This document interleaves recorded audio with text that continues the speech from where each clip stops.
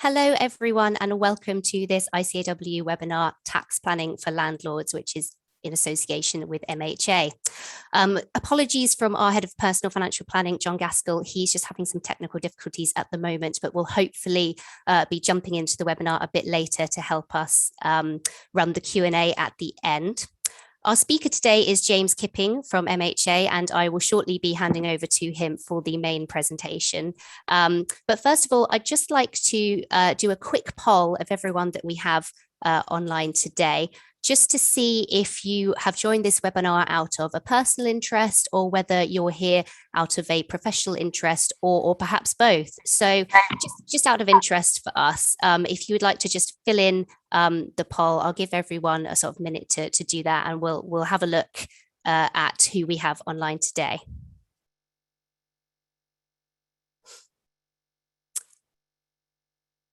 Okay. Just let a few people finish up the poll and then I'll share the results. Okay, so it looks like we have a pretty even split. As said, most people are here out of professional interest, but we do have a good chunk of people here for personal and a lot of people here for both as well. So hopefully we can cover everything that you're looking for across all three of these. So without further ado, I will hand over to James for the main presentation. Thank you so much, James. Thank you, Maddie. Good morning, or actually good afternoon, everyone. It's great to see so many people logged on today. Just bear with me while I try and share my screen, and hopefully you'll have some slides in front of you all shortly. Here we go. Slideshow from beginning.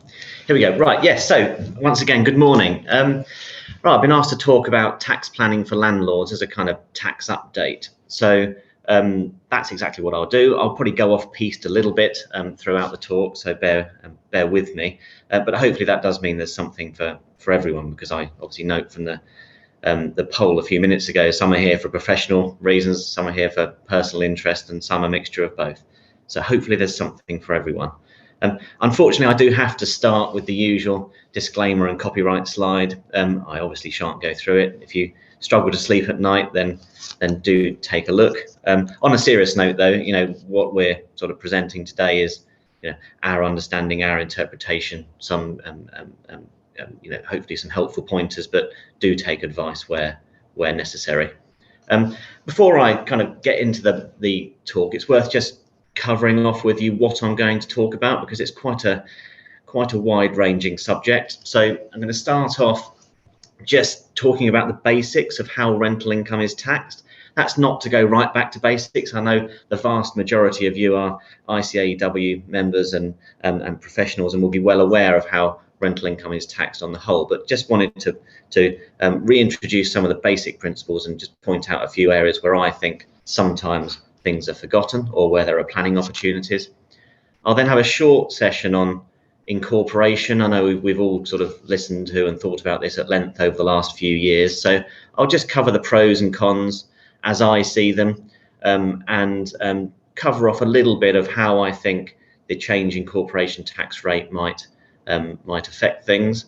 Then I'll have a session on inheritance tax planning, and I know a big one of the main things that John and his colleagues wanted me to talk about today is estate planning opportunities for property investors. And again, you could probably do a 2 or 3 hour talk on this and still not cover everything. So I'm just picking out a few key points, and again, a mixture of smaller planning opportunities that hopefully will be relevant for everyone, or in the case of professionals, at least some of their clients, and then just a couple more of the perhaps more complex planning opportunities that might be most relevant for larger portfolios. Then I'll move on to just a session on CGT, on the sale of UK real estate. Basically, that's the administrative change that now requires us to do 30-day CGT returns. And then I'll do a final session on how to structure investments into UK real estate for non-domiciled individuals. Now, I would say that there's a lot of material here. I've got a few notes to refer to throughout, so bear with me if I'm sort of looking up and down and what have you. I've got sort of 50 minutes or so of talking, so that we can then have a good 20 minutes on questions afterwards. Now, I think the procedure for questions is if you could type your questions into the Q&A box, and we'll then cover them off as best we can at the end. I suspect we won't be able to cover or answer every question, but I'm told I will be able to receive copies of the questions and who's submitted them, so I can respond after the talk.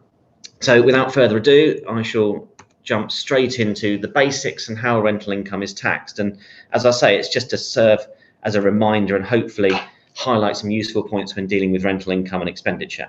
First point, so first slide. The first 2 points here highlight that UK and overseas lettings are considered separate businesses for tax purposes, which basically means that losses from one cannot be set against the other. That's the main point from an administrative perspective or from a tax perspective. Further, and that's the third point here, income and expenses from properties let at below market value rent are not pooled. So again, that means that losses on one are only ever relieved against profits on the same property. Finally, this is just an overriding principle here, that an important principle to remember is that trading income rules also apply to rental income. And there's a couple of small points that I think are often forgotten there, which I'll come on to. The cash or accruals basis. Well, the default position since 1718, it tells me on the slide there, is that the cash basis of accounting applies if rental income is no more than 150,000. But it's possible to elect to use the accruals basis. And really, this is just a reminder. You might do this where, for example, a full year's rent or even more is received in advance at the start of a tenancy. I've seen that quite a lot on my clients with property in London. They will accept a very chunky initial payment of a year's rent or more in advance, perhaps at a slight discount. But what that can mean is that it pushes, if we apply the cash basis, it could push those landlords into higher or even additional rate taxes, whereas the accruals basis, if they elect into that, might spread that over a number of years, or at least over 2 years, and reduce the effective tax rate overall, and of course delay the tax payment. Fixed rate deduction. This is a small point. It really comes from the trading income rules, and I just think it's very easy to forget that fixed rate deductions are also available for rental businesses as well as trading businesses. And as the slide says here, they apply for motor and use of home. And although I'm sure most are familiar with these, I've set out the basic points in the next couple of slides. I'm deliberately quickly going through these slides because I know most of you are going to be aware of this. Motor expenses, fixed rate deductions can be claimed up to 45p per mile for cars or goods vehicles for the first 10,000 miles in a year and 25p per mile thereafter. The only point to note really is that these take the place of any other claim in respect of the vehicle. And of course, once a fixed rate deduction is claimed, only the fixed rate deduction can be claimed in subsequent periods. So perhaps a little bit of thought needs to be given to whether or not it's appropriate in every case. And use of home, a person who carries out some business activities from home, including a landlord, is entitled to make a fixed rate deduction. For someone working 101 or more hours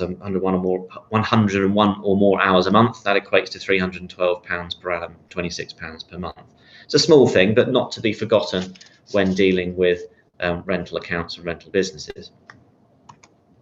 Finance costs. Now, this is obviously a hot topic in recent years since the finance cost restrictions were introduced by Section 24 of the Finance Act 2015.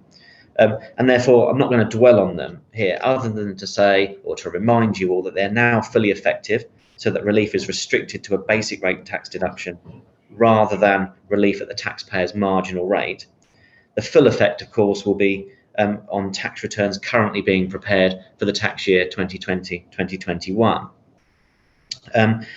It's still the case that relief is only available to the extent that loans do not exceed the base cost and, of course, the cost of capital improvements of the rental business. So this is just a general principle that we all need to remember. Further, and these are the sort of bullet or numbered points on the slide here, it's not necessarily as straightforward as deducting 20% of the mortgage interest from the taxpayer's tax liability. If lower, the relief will be restricted to 20% of the rental profits or the individual's income above the personal allowance, with unrelieved costs being carried forward.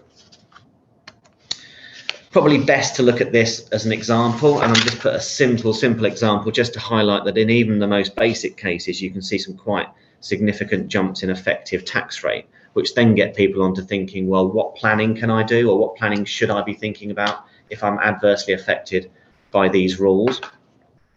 So in this case, John has employment income of 50k and the following property income and costs. So rent of 50,000, mortgage interest of 20,000, which might be, if there's perhaps 1.2 million of property, that might be 70% loan to value at 2.5% interest rate, for example. Other costs of 5,000.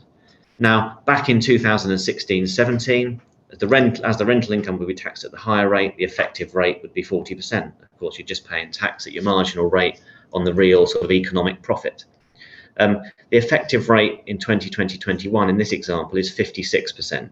So that's a big jump, and the numbers are set out on the slide here, which again I won't go through because I don't think it's necessary to go through in particular detail. But what I would say is, if you refer to this slide and perhaps fiddle around with what the finance costs are. So perhaps if interest rates double, so that in this case the guy is paying perhaps 5% on his 70% loan to value, then you actually end up with an effective tax rate of well in excess of 100%. Now that's 100% of the economic profit, so 100% of the profit after cost and mortgage interest. So you can see that, at the moment, perhaps, clients are feeling, particularly the highly leveraged clients are feeling the effect of these rules, but it could get an awful lot worse. And of course, I'll talk about that a little bit in terms of whether or not people should incorporate in the next section. Other consequences, again, this is just something that when we're doing tax returns for people or thinking about looking at people's tax liabilities, planning, payments on account, just other consequences of the finance cost restrictions and the effect it can have on people's taxable income. So I've just listed 4 here. Because taxable income increases before the basic rate deduction, that could cause, for example, a loss or reduction of child benefit because the high income child benefit charge threshold of 50,000 is crossed.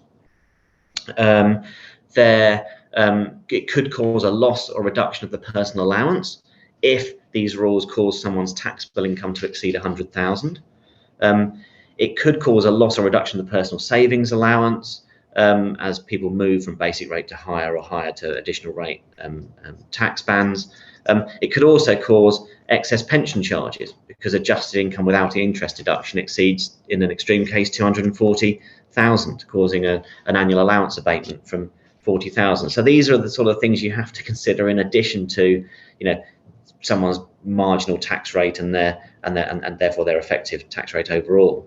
As I say, I'll come on to this a little bit more with incorporation in the next section. Joint ownership. So what does joint ownership mean, and what for tax purposes, and what kind of issues and opportunities are there? Now, firstly, I'll cover joint ownership where there is no partnership. So, in simple terms, where joint owners own property or property is owned jointly, whether as tenants in common or joint tenants, the joint owners may agree a different division of profits to the underlying ownership.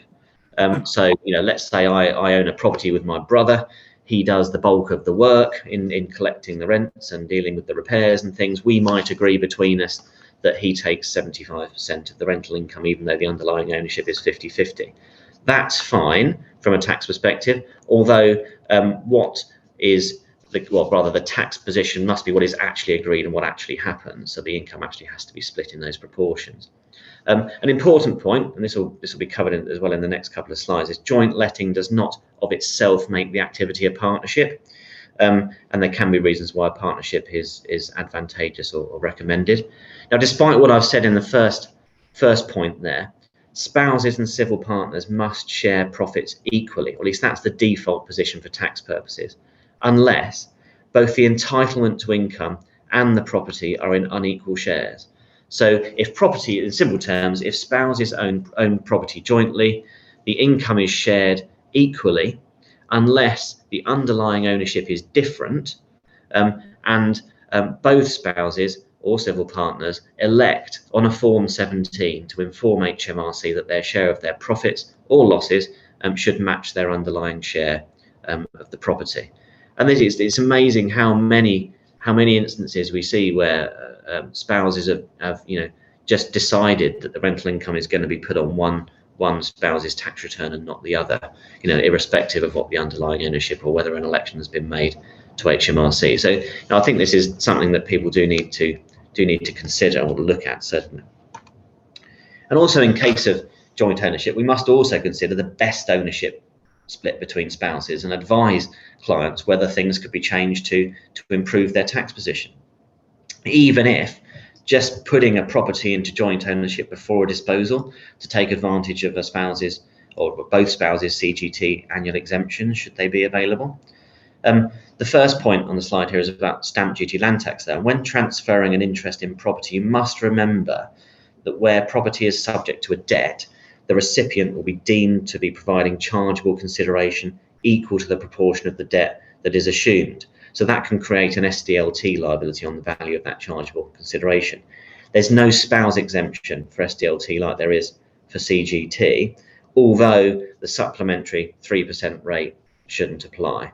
So just a point to be aware of. It's very, very easy to say put the property in joint names to optimise the income tax position or to get a better CGT position on a disposal, but just don't forget that that could create an SDLT liability in the wrong circumstances. When is there a partnership? As I said before, this can be important, and it can be important for several reasons. Firstly, despite what I said about joint ownership and profit sharing a moment ago, there's more flexibility in terms of profit sharing with a partnership structure, and being in a partnership structure might make it easier to transfer the business into a company without SDLT liabilities. So you will have heard where people are looking to incorporate, quite often they'll be looking to demonstrate that they are in partnership for hopefully a significant period of time before deciding to incorporate. Now, whether there's a bit of HMRC guidance which is quite useful on whether or not there's a partnership, and I've given you the reference to HMRC's manual in the first slide here, and just a couple of points that are taken from that manual are copied here in points 2 and 3. Bullet points 2 and 3. Firstly, joint letting does not of itself make the activity a partnership. That's a really important point, so don't get caught out by that.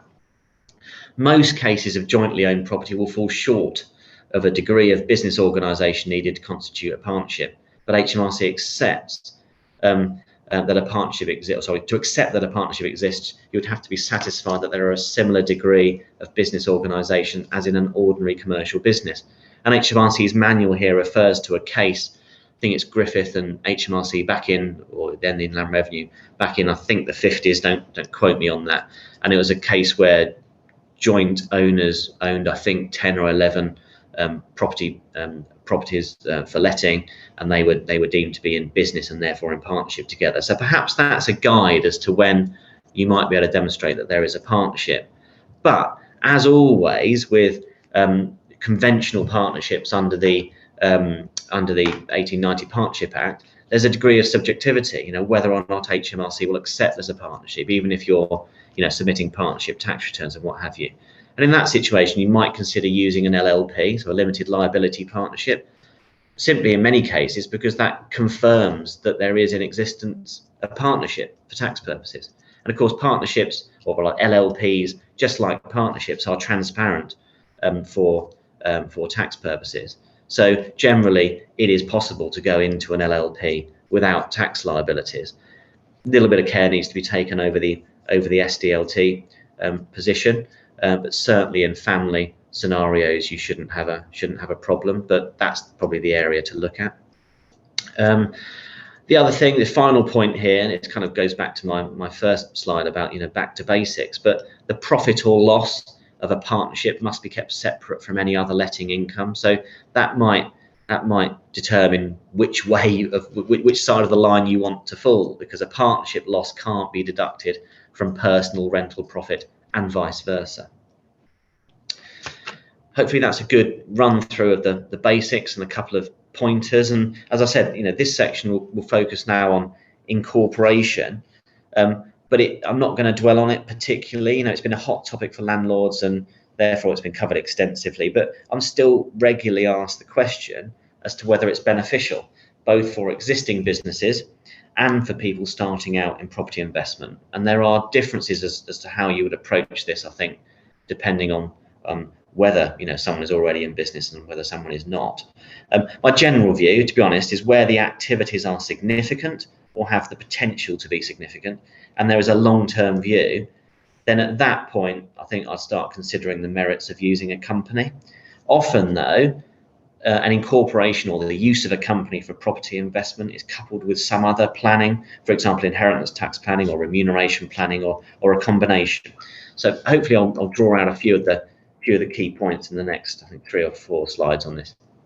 So the key driver for many people over the last 3, 4, probably 5 years now has been a reduction in relief for mortgage interest against an individual's property income. So the Section 24 Finance Act 2015 finance cost restrictions have caused people to consider moving their business into a company because their effective tax rate has jumped up or is jumping up so significantly with personal ownership.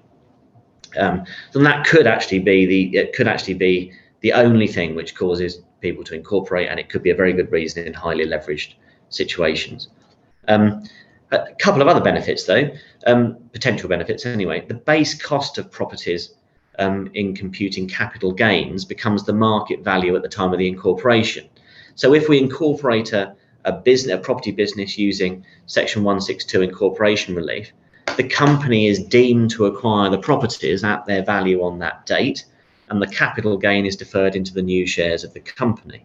So what this means is the company can then go and sell property to reinvest in other property, for example, and not pay any corporation tax on that disposal, compared to potentially significant personal CGT liabilities if the business wasn't incorporated. Of course, the tax on net rents within a company after full mortgage interest relief at the moment is only 19%, but we need to be aware, of course, that that's increasing to 25%, or so we're told, in 2023. Sorry, excuse me. However, the first question people ask is, and this is kind of to a certain extent the cons, that I've covered the pros, and this may be the cons of incorporation. The first question people ask is, well, what's the effective rate of tax will I pay with a company compared to owning my portfolio personally? And that's a really, really difficult question to answer, because it depends on a number of factors, usually based on their personal circumstances, including what are their extraction requirements from the company, what form of extraction do they require. We can obviously advise on an efficient profit extraction method, usually a mixture of small salary and dividend, but more efficient means such as interest and loan accounts or pension contributions can sway the analysis in favour of a company. And also, what is the level of debt? This is perhaps most important often. What is the level of debt and borrowing costs both inside and outside the company? And the first point on the slide here is typically it's more expensive to borrow within a corporate environment than personally. A highly leveraged business is most likely to be affected by finance cost restrictions, and therefore more likely to benefit from a corporate structure. Now, it's impossible to give a full analysis here, but the bullet points here cover some effective rates based on full extraction. So if there is a full extraction of 100k profit within a company in the current tax year as a dividend, the effective tax rate is about just under 32%. An unincorporated business would have an effective tax rate on the same 100k of profit of at least 27%, but the mortgage interest restrictions will increase that. So I'm saying at least 27%, but it could be significantly more, as shown in my example earlier. So you really need to look at each individual business. And rather than dwell on the figures in the next couple of points, the change in corporation tax rate is just making that differential higher from 2023-24. So perhaps the argument for incorporation lessens from 2023-24, but for highly leveraged businesses, and maybe we might have some slightly higher interest rates in 2023-24, you still need to be looking at someone's effective tax rate personally. It could be a lot higher than the 27% mentioned here. The final point on the slide here is that the corporate structure has the potential for a double tax charge, both at corporate level and individual level. Obviously, corporation tax on growth in value on the properties, and then of course capital gains tax or income tax to extract the money from the company. So in summary, I suppose, if you're not affected by the finance cost restrictions and you need to extract all the profits, the effective rate will normally be higher using a company, and therefore more likely to say don't incorporate. I suppose that's the general message. Obstacles to incorporating. Now, these are the things we will obviously talk to clients about and try and navigate. I'm not going to go through here because I've done it numerous times in the past, but you mustn't forget potential capital gains tax on the transfer of properties into a company. Section 162 incorporation relief might be able to mitigate that, as I've explained. Stamp duty, land tax may apply. The general rule is that a transfer into a company or a transfer into a connected company is charged to stamp duty land tax based on the market value of the properties.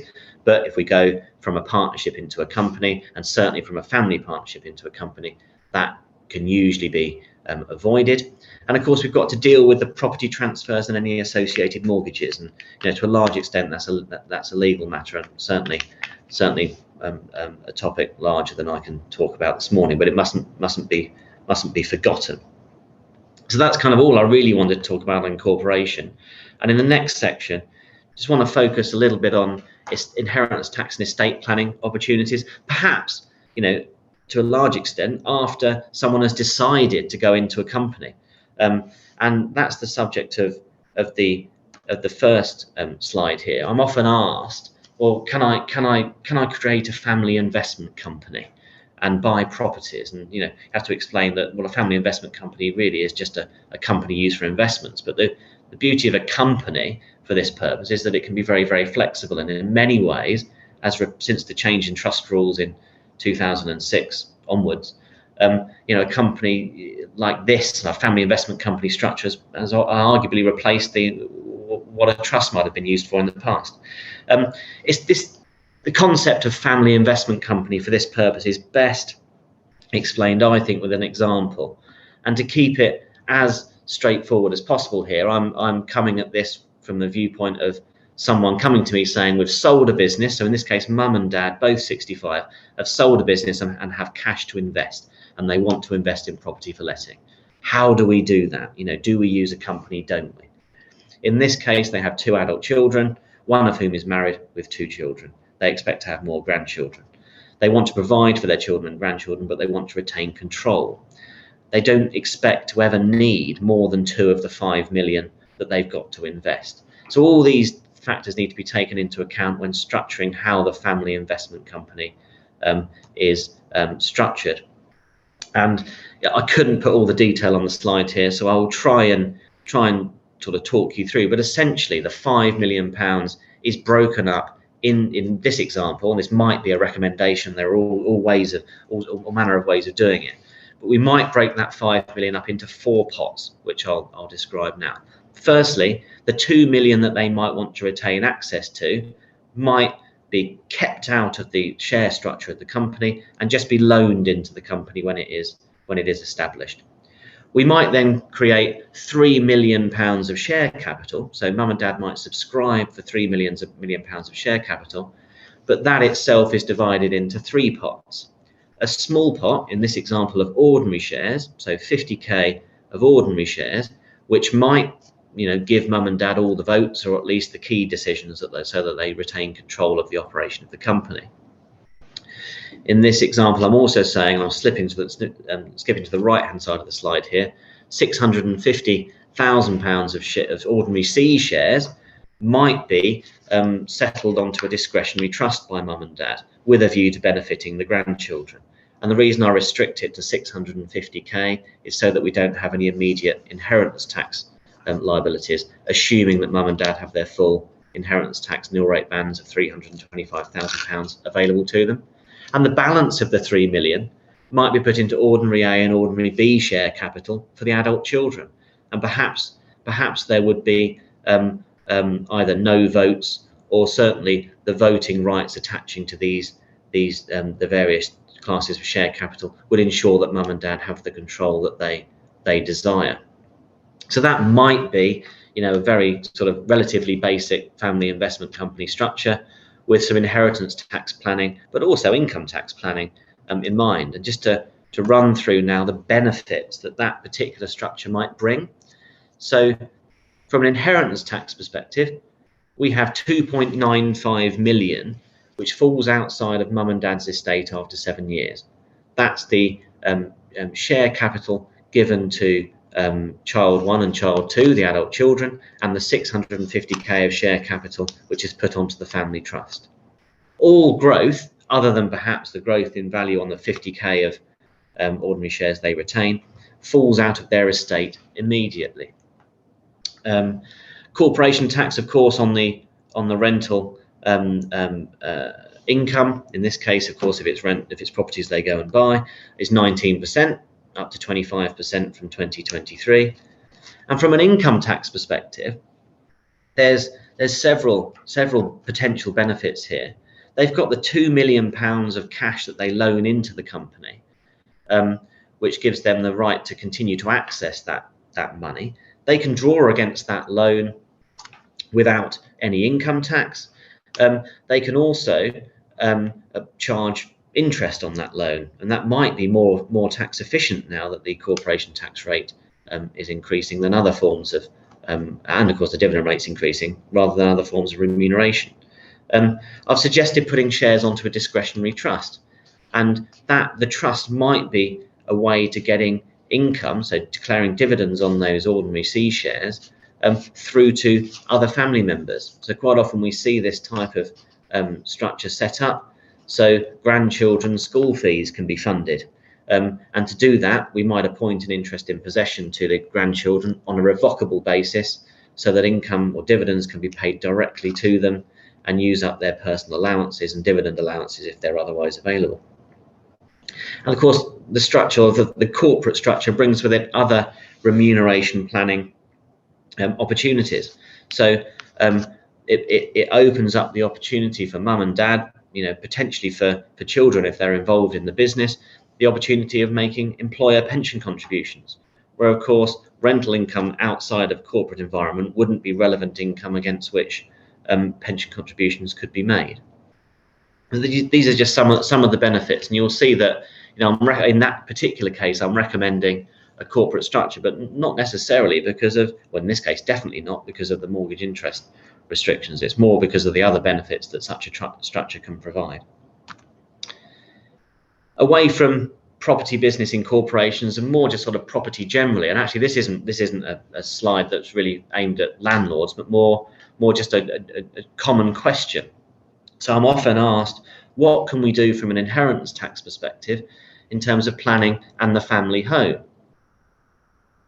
The simple answer quite often is that planning with a family home is difficult due to the gift of reservation provisions, and there's often not much that can be done. But there is an opportunity where parents and children are co-occupying property, and that situation is expected to remain the case. So as I set out on the slide here, a gift of an undivided share of the home to the child or children in occupation need not be a gift with a reservation due to the exemption at section 102(b)(4) of the Finance Act 1986.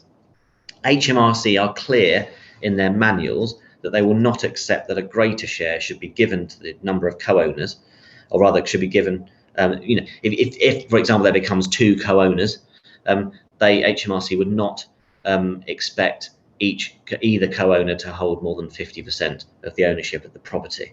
They don't. All they say in their manuals is that their inspectors should refer a more aggressive approach for review. So I would stay within those boundaries to avoid any sort of challenge.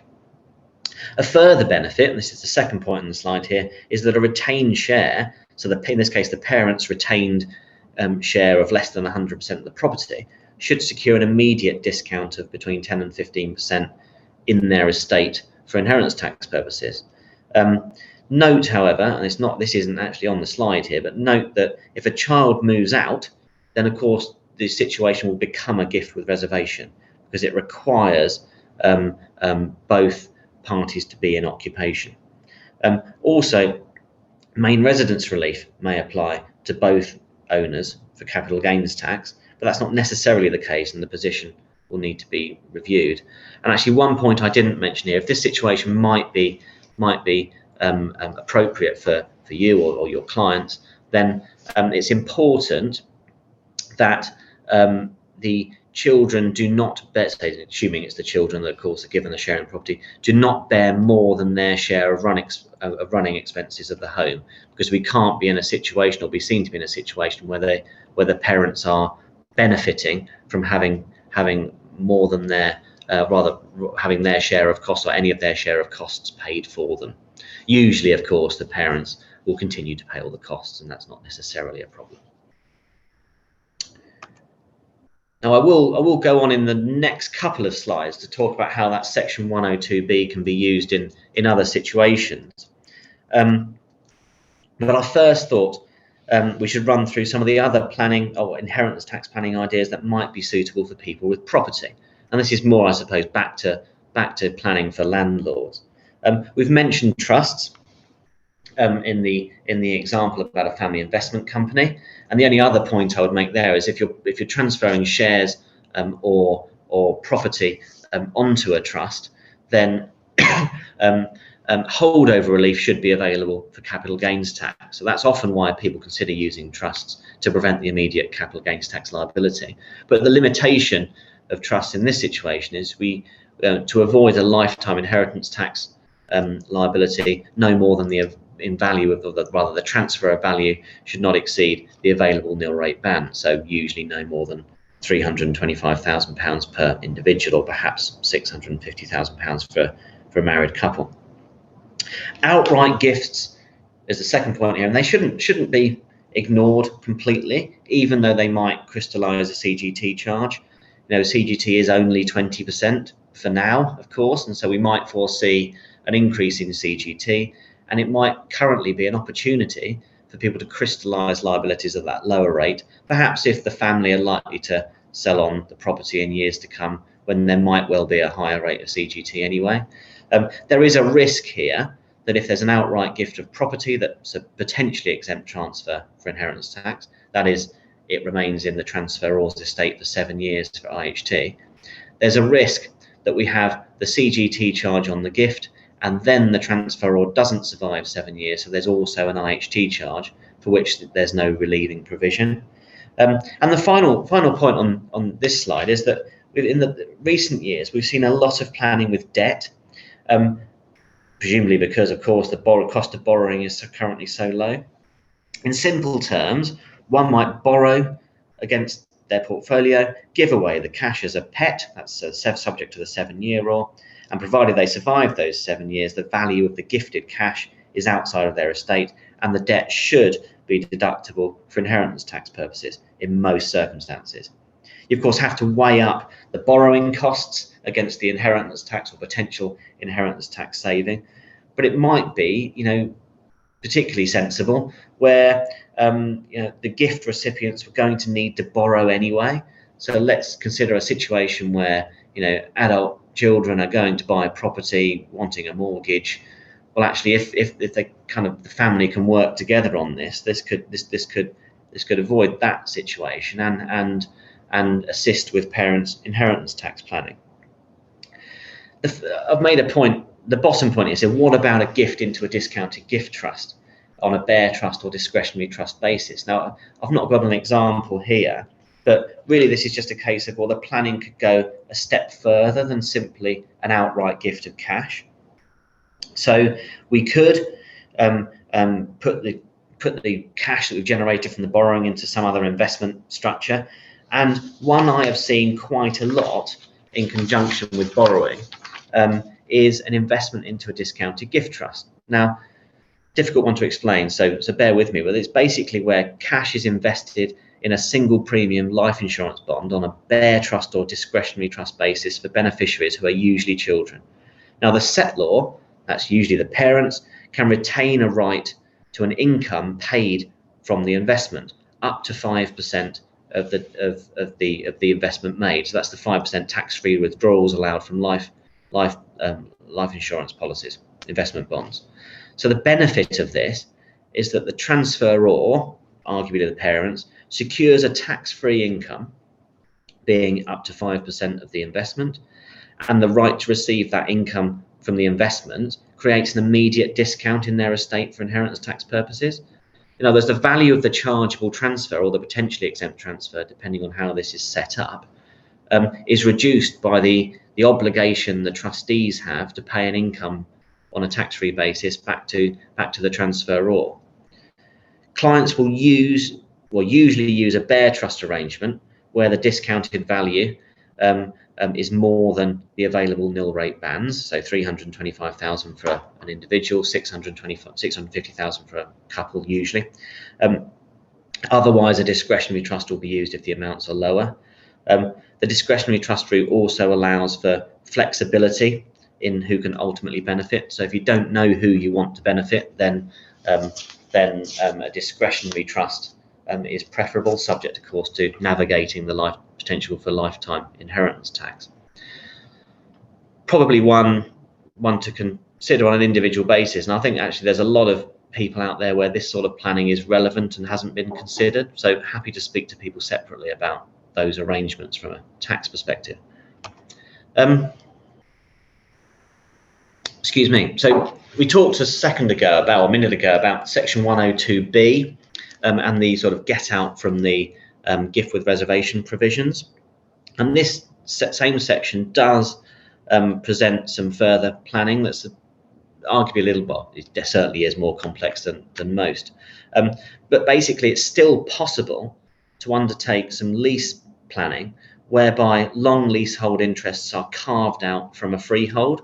So the carving out of a lease of, say, 50 or 60 years produces a freehold which is encumbered by the long lease and which can be transferred, therefore, with fewer tax implications because of its reduced value.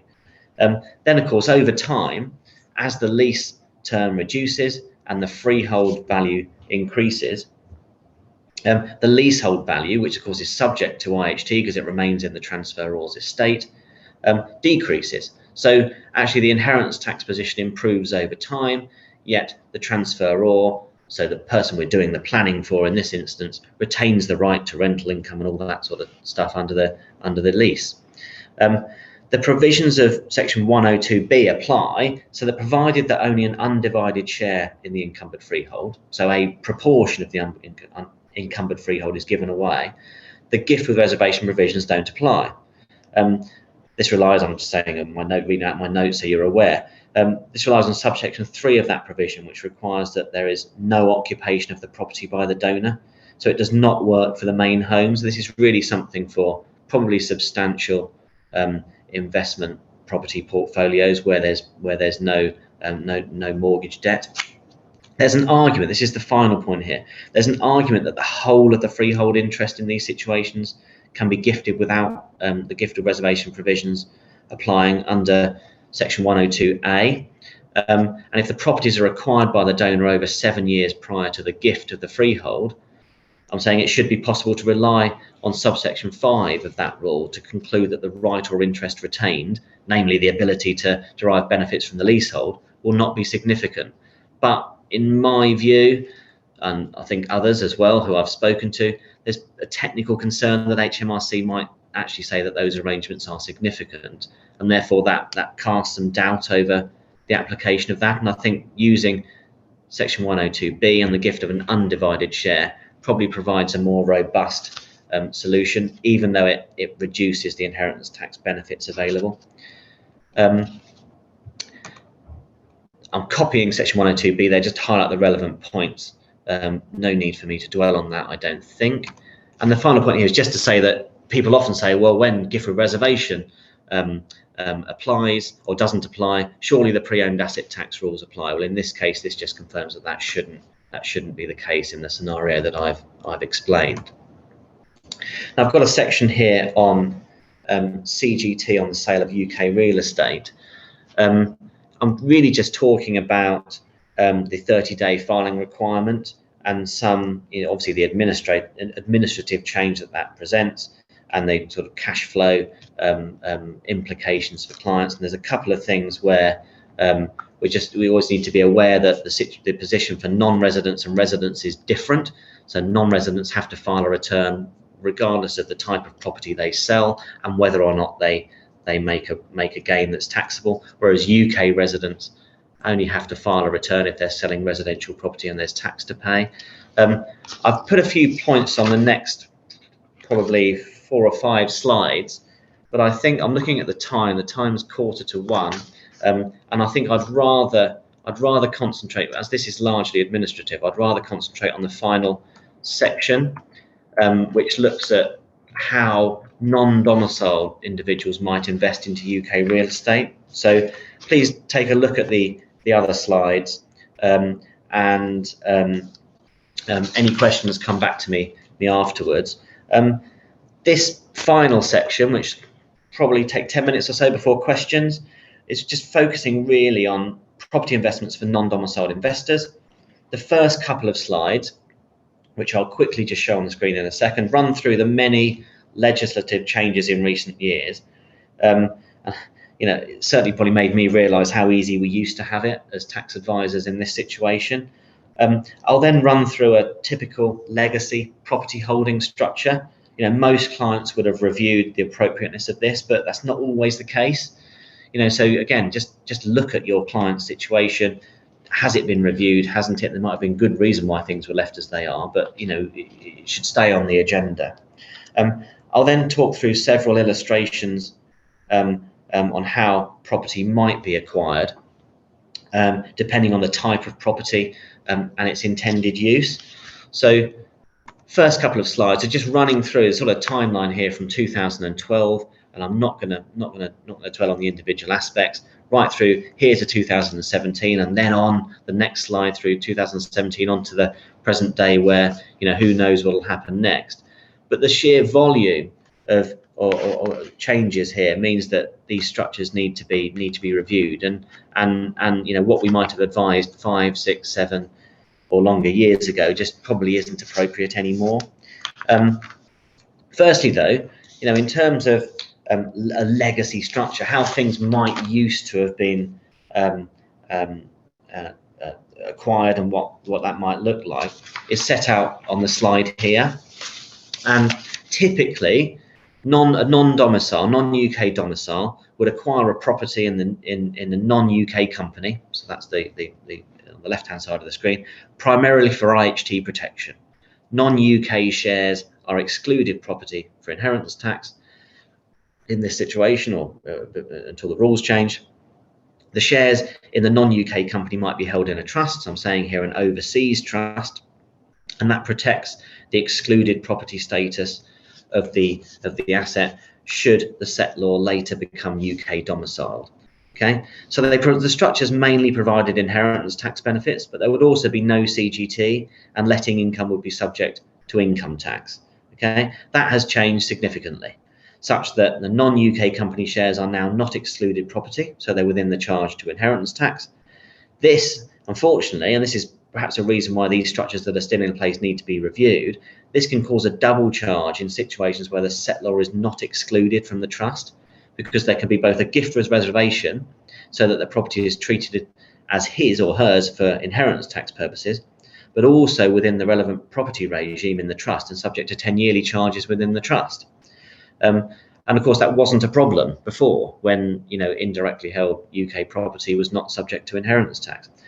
Obviously, ATED and non-resident CGT are relevant, provide additional tax exposure, and therefore most of these clients, I suppose, now have considered de-enveloping, where there are no special reliefs to de-enveloping.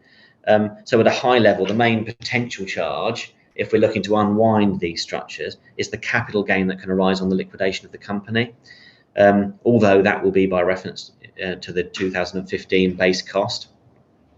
If the trust structure itself is unwound as well, gains made by the trust, including the gain made on the liquidation of the company, can be matched to payments to UK resident beneficiaries and charged to UK capital gains tax. So in all these cases, it's just a cost-benefit analysis, really, as to whether or not to proceed with a de-enveloping. How might clients own non-UK, or rather own UK property now?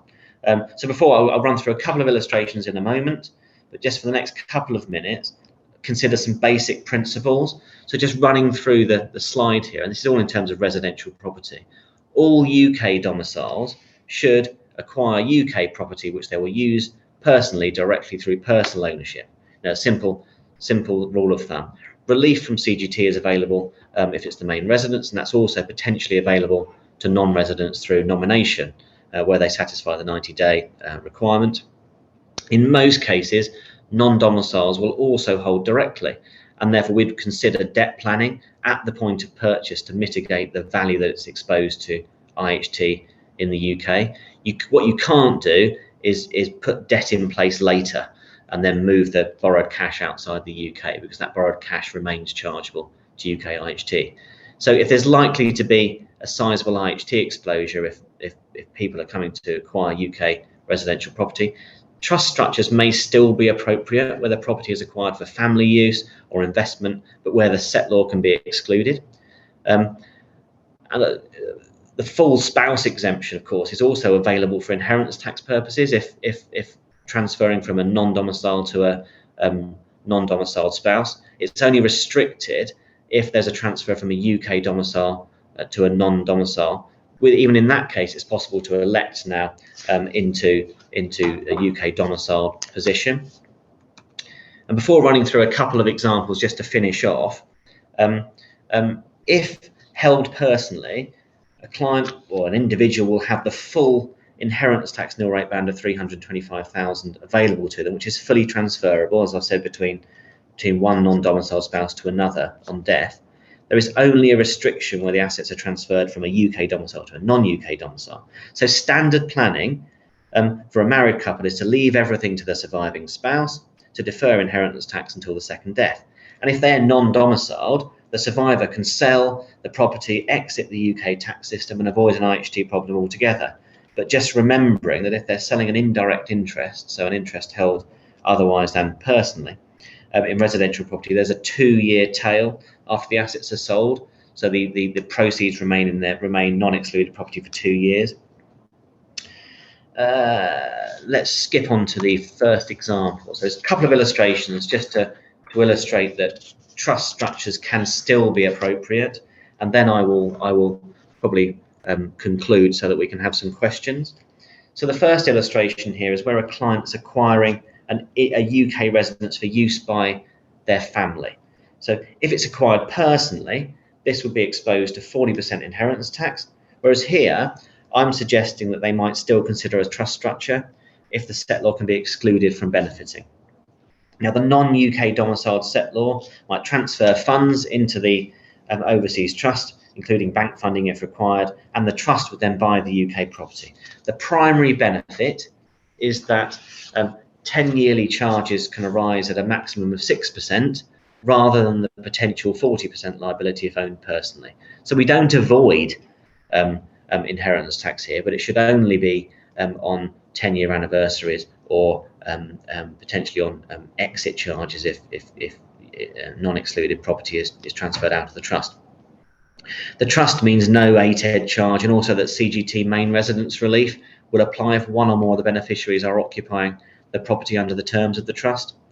If the property is sold, the trust and proceeds used to acquire non-UK assets, the trust will revert to an excluded property trust and will be outside of the UK inheritance tax regime. So that's one example where trusts might still be appropriate. The second illustration, and this is probably where I'll bring things to a conclusion, is where residential property is acquired for investment purposes, i.e. the property or properties will be let out. So in this situation, if the settlor is not going to benefit, the traditional trust and underlying company structure might still be appropriate. So where a non-domiciled settlor transfers funds, typically onto an overseas discretionary trust, which holds a non-UK company to acquire and hold the property. Why? Well, the company ensures rental income is taxed at the current corporation tax rate, and full relief is available for mortgage interest.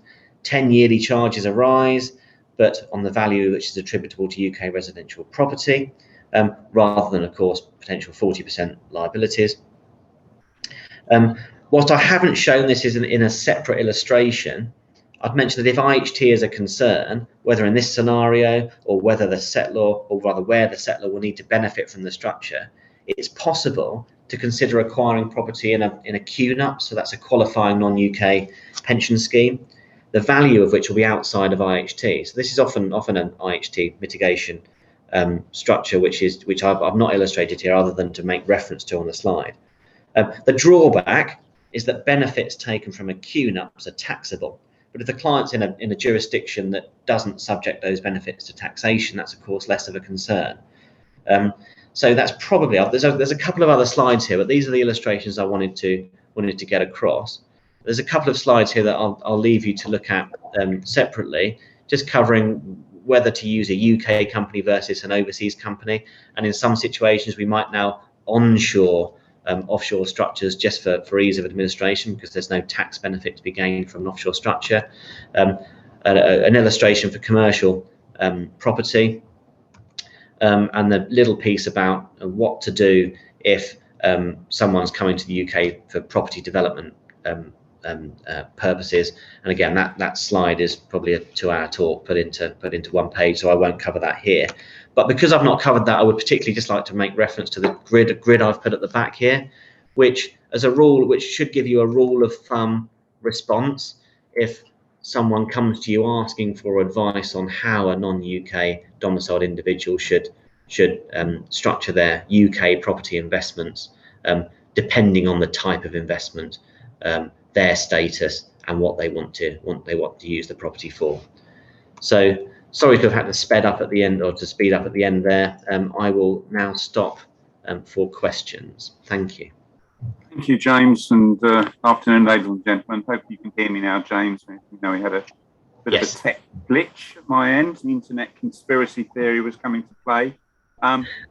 Thank you for such a wonderful summary of so many moving parts and complex issues. Very nice grid at the end there. So what I'd like to do is just to pick up a few questions. But I know, James, you're very kindly offered deeper sort of engagement after the event as well. Slide's going to come up for that, for the R issue. So do please pay attention to that if you'd like to take advantage of that really excellent opportunity. So I'll just start off with a few questions, James, and then that'll give me time to digest some of the ones that a very large range of questions that come up. Yeah. So to kick off, can you switch between cash and accrual basis for rental income year on year? I believe you can. Certainly, I've gone onto an accruals basis where I've had a situation like the one I've described, where I needed to spread income received in a lump sum over the term of the tenancy, and then I've moved back to a cash basis. Obviously, you've got to make sure you're recognising all income. You can't switch and try and avoid bringing in income. But other than that, yes, I think you can move backwards and forwards. Okay, thanks. What about joint owners of property? Do they have to register them as a trust now under new regulations if there's a tax liability? Not 100% sure what the question is, but simple terms, if property is held jointly, as far as the tax position is concerned, then if they are unmarried, so if they're joint owners who aren't married, then there's no requirement to register anything. Well, certainly with HMRC, obviously you would usually tax the income in proportion with the underlying ownership unless something different has been agreed for whatever reason. And of course, in the event of an inquiry, you'd need to be able to substantiate that. So quite often there might be an agreement a declaration of trust perhaps that confirms the underlying ownership if the legal ownership might well be different. That might be what the person's asking. In the case of spouses, where property is owned jointly and the legal interest differs from the beneficial interest. So let's just say we have a husband who owns the legal interest in the property, but he has declared that he holds that property on trust for him and his wife in equal shares. Then there should be a declaration of trust to confirm that. And if we're submitting a Form 17 to ensure that spouses are subject to income tax based on their underlying ownership, which is not equal, then HMRC would expect us to provide a copy of the declaration of trust to confirm the underlying ownership. So again, that might be what the question is. If I've not answered that correctly, then the individual's more than welcome to get in touch with me separately. Thank you, James. Lovely answer. Is there a minimum period of time to have a property in joint names before benefiting from the tax position? Benefiting from what, sorry? Benefiting from the tax position of the property being in joint names. No, this is a question often asked. So people often say, so let's say a client comes to me and says, we're selling a property next week. We haven't exchanged yet. I would say, let's consider putting it into joint ownership between you and your spouse before you sell it. And it's perfectly acceptable to do that immediately before the disposal. I think, and again, I'm not 100% on this, but I think something like that or something similar anyway is covered actually by HMRC in their GAR guidance. It kind of says that basically, look, husbands and wives or spouses, civil partners are entitled to take advantage of the tax provisions, which of course were deliberately drafted. Thank you. If you have an unencumbered rental property, are the finance costs on my main residence allowable against it? I have to say, I can't remember what HMRC's current guidance is on this. My view is that there can be an argument that they should be, yes. But I have a feeling HMRC's guidance is that you should, and this is probably incorrect on HMRC's part, this is what I'd need to check, sorry if I'm not being clear. I think HMRC's current guidance is that they would expect to be able to show that the borrowed money is used for a particular purpose, but I don't actually think under the sort of business and trading income rules that should be necessary. To answer that fully, I think I probably need to just analyse what the legislation and guidance currently says. Apologies. No, not at all. It's always the devil in the detail, isn't it? So just you had lots of useful conversation and lots of good stuff around incorporation or not, and also I thought that the family investment company, lots of planning opportunities. But just a statement as much as anything. So as a generality, if property has low or no debt against it and not a high rate taxpayer for allowances or pensions, for example, unincorporated holding generally best?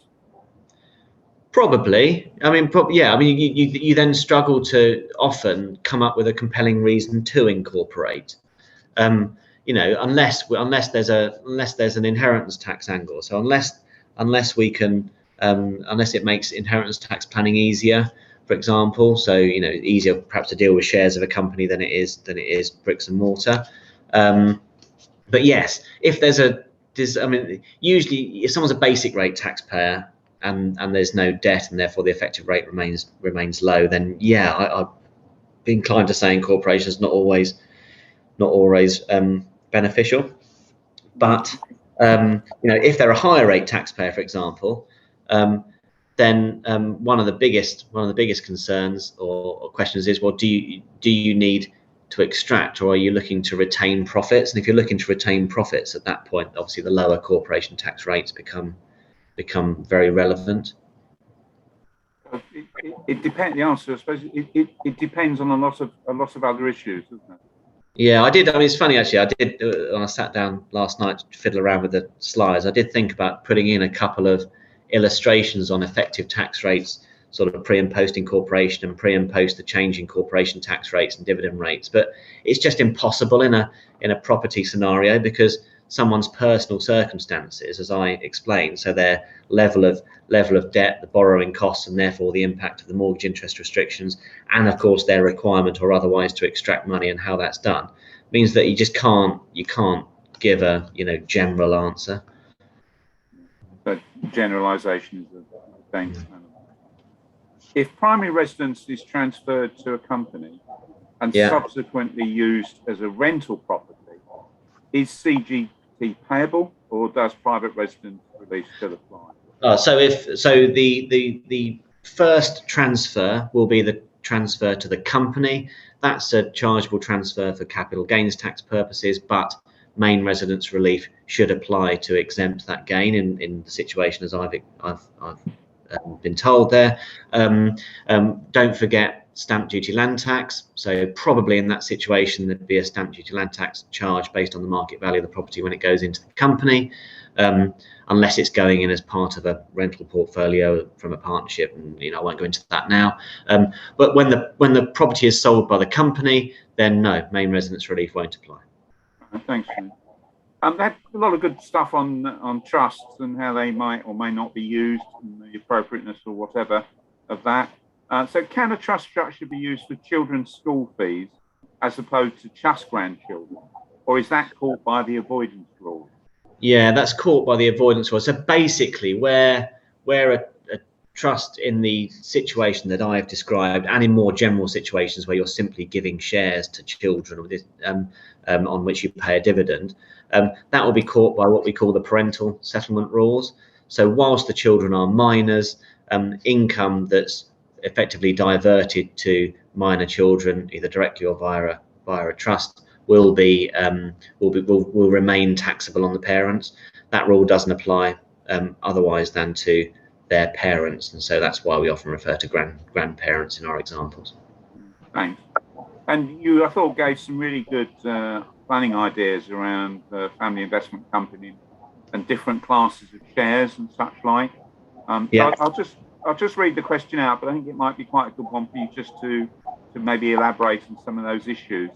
So if mum, dad, son owns 33% each, could parents change it so they own 5% each and son owns 90%, or would that fall foul of the gift with reservation rule? Well, blimey, this is a difficult one. Or difficult one to keep concise. But if mum, dad, and son go into a company, acquire properties, and their shareholdings are a third, we then project forward 5 years' time, and mum and dad want to essentially pass some of their interest to son. A direct transfer of shares in that situation will be subject to capital gains tax, because holdover relief won't apply, because this is an investment business rather than a trading business, and basically under no scenario will property investment, however substantial, be trading for the purposes of holdover. But let's ignore the capital gains tax for a second and just imagine we have got to a situation where we've enhanced in this instance the son's shareholding.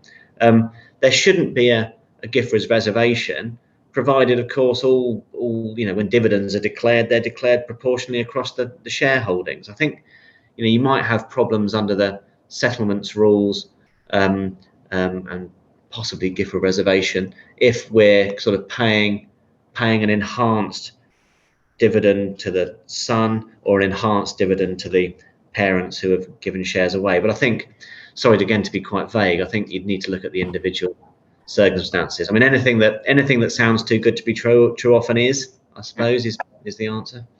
Apologies, that's a bit vague. I'm sorry. No, not at all. And it's just massively complex, isn't it? And as you say, if it's too good to be true, then it generally is. Just a point around family investment companies. I think, am I correct in thinking that there are a lot more people becoming aware of this and interested perhaps in it, particularly in terms of inheritance tax? Yeah, I think they are, and I think this is really certainly become a bigger thing in recent years. And as I sort of said during the talk, I think you probably date this back to the change in the trust rules, and kind of now you can structure companies in the way that you might have used a trust before the change in rules in 2006. I meant actually to try and looked this up this morning before the talk, but obviously, well, I say obviously, people might be aware that HMRC made a statement a few years ago that they were looking into family investment companies. Didn't say any more than that, but I kind of struggled to see what they could possibly do or what they were looking at, because there's nothing special really about family investment companies. This is a company that undertakes investments that's owned by family members, and family members arrange their share structure in accordance with their circumstances, having taken advice. I think they've dropped that now, at least said that basically they're not looking at it. So I think, I still think they're very, very relevant, and particularly where significant sums are involved, people should be considering making investments via a corporate entity. Thanks. I'm sort of getting mindful of time. I think we've got time for a couple more questions, but see how it goes. Can a limited company run from home charge use of home as office based on usage of property rather than a fixed rate? Use of home as office space? Yes, you can. Yeah, so you can. I didn't put on the slide. I mean, I put the fixed rate on the slide just to remind people that it was available, and it's not just trading businesses, because often I find people apply it to trading businesses and ignore it for rental businesses. But yes, if the allowance perhaps is less than would be the actual additional marginal cost of working from home, then yes, you can apply actual costs. And I think there's a formula that HMRC will expect you to apply. So you're looking at, well, going from memory a bit here, I should have perhaps put a slide up, but it's look at the number of rooms in your property, apply your total cost to the proportion that are used for the business, and then make a further adjustment based on the amount of time that that room or those rooms are used for business purposes. So it usually comes down to a small number, but it might well be a bigger number than the fixed rate allowance that I put up. Thank you, James. I'm going to make this the last question now. Did you say that a property held personally would have CGT gain held over if incorporated? Yeah, so this, this again, you probably talk for some time on this. If you've got a property held personally within a property investment business, so you need to make sure that you are in business, and I'd refer to the Ramsey case and other things, and you then transfer the whole business into a company in exchange for an issue of shares, thus qualifying or meeting the various conditions for Section 162 incorporation relief, then the gain in the property will be deferred into the shares of the company. If incorporation relief doesn't apply, then there will be a capital gains tax charge on the transfer into the company. It's not possible to claim holdover relief, and holdover relief would be under either Section 165 or would be under Section 165, and that only applies to trading businesses, which is why it's not available to property investment businesses, and which is why incorporation relief under Section 162 is such a talked about topic. Thank you, James. I mean, thank you for your benefit of everybody for your encyclopedic knowledge, and as I say, you very kindly offered the option for people to contact you afterwards. So I'd just like to bring your attention to the fact that we have a personal financial planning community, which if you're not already a member, do please join. So no chance to join that. Very good portal for keeping abreast of things across the whole sector, including this kind of area. Recordings will be posted on there as well, and it's a good way to keep up to date with events that are in the pipeline. And talking events that are in the pipeline, we've got a personal financial planning conference on the 9th of November called the Collaboration Dividend, all about professional collaboration. And I mean, actually one of those examples that James referred to on using the discounted gift trust and maybe an equity release scheme in there is probably a very good example of that, actually, where having a good panel network of other advisors, including lawyers and regulated financial advisors, I think does put an accountant in a strong position, kind of a market competitive advantage piece, really. So thanks to everybody for joining us today. Thanks for your excellent questions. Thank you to James. Thank you to MHA for making this possible, and look forward to seeing you all again very soon.